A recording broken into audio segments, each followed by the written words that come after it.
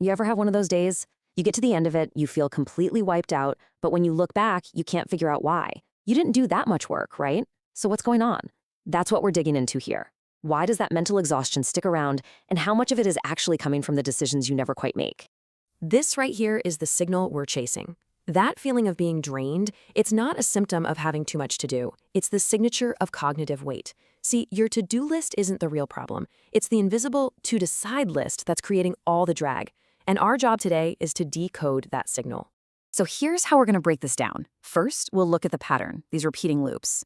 Then we'll get into the system itself, your brain's cognitive throughput, to really understand its limits.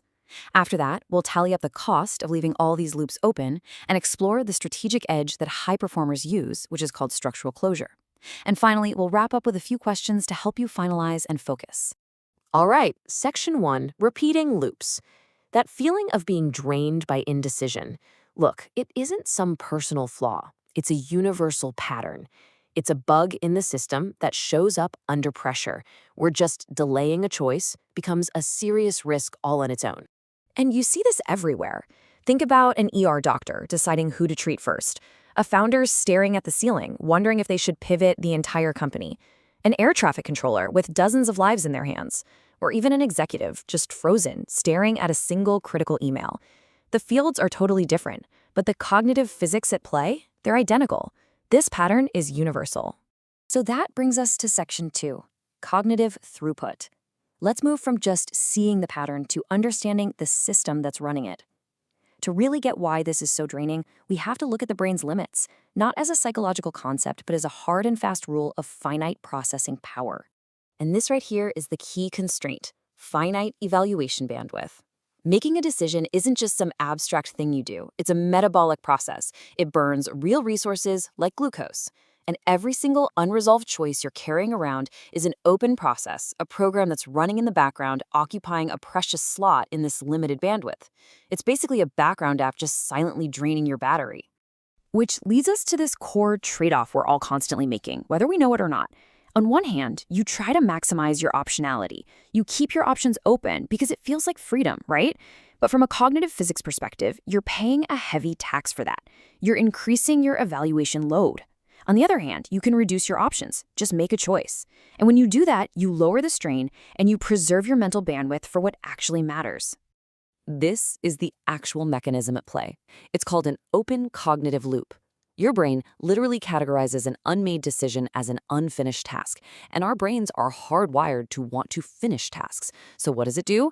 It generates these little recall signals, those random pings of anxiety or that nagging feeling when you're trying to focus on something else to try and force you to close the loop. So here's the invisible process, step by step. First, you put off a decision. It then gets sent to this kind of low priority queue in your brain. But it doesn't just sit there quietly. It spontaneously resurfaces, when you're in the shower, driving, or trying to fall asleep. And every single time it pops back up, it eats a little bit more of your attentional energy. That's the drain. Okay, so what happens when dozens of these loops are all running at the same time? Well, that leads us to the true cost, which is bandwidth saturation.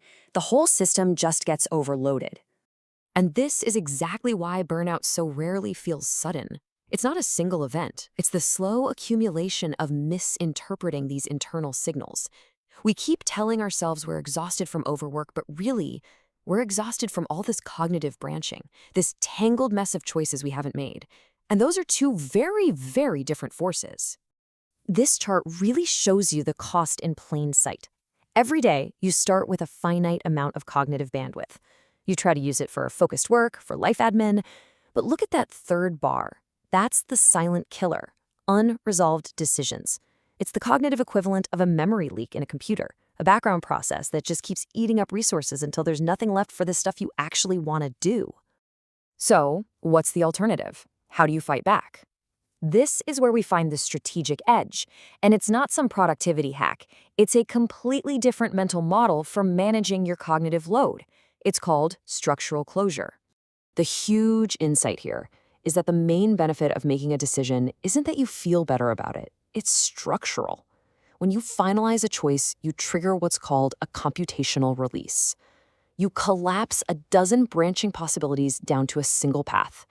And that frees up working memory and lowers the load on your brain, even if the decision you made wasn't perfect. And this really comes down to two different mindsets. On one side, you've got the optimizer. This person is trapped, searching for the one single perfect decision. This extends their analysis forever, and they just accept a huge cognitive load as the price. But then you have the strategist. They operate differently. They're not looking for perfect, they're looking for sufficient. Their number one priority is getting their bandwidth back, so they actively engineer closure to preserve their most valuable asset, their attention. And let's be really clear here. The point isn't just to be fast for the sake of being fast. The goal is cognitive clearance. By closing these loops systematically, you free up mental RAM, and that gives you the operational clarity you need to actually focus on the next critical thing in front of you. All right, our final section, finalize and focus. To make this really practical, we're going to wrap up by turning this whole analysis inward with 3 diagnostic questions.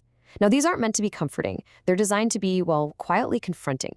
First question, just take a second and scan your mental landscape right now. What are you postponing? Identify one decision, big or small, that you know you've been actively avoiding. Second question, of all the decisions you're carrying, which one keeps popping back into your head when you're trying to do other things? That's the signal. That's your most persistent and most draining open loop. And finally, for that one choice, the one that keeps resurfacing, what would good enough look like? Forget about the perfect outcome. Just for a moment, define the sufficient one. The one that would let you close the loop, release the computational load, and get your focus back for what really matters. Because your exhaustion, it isn't from the work, it's from the weight of that one unresolved question.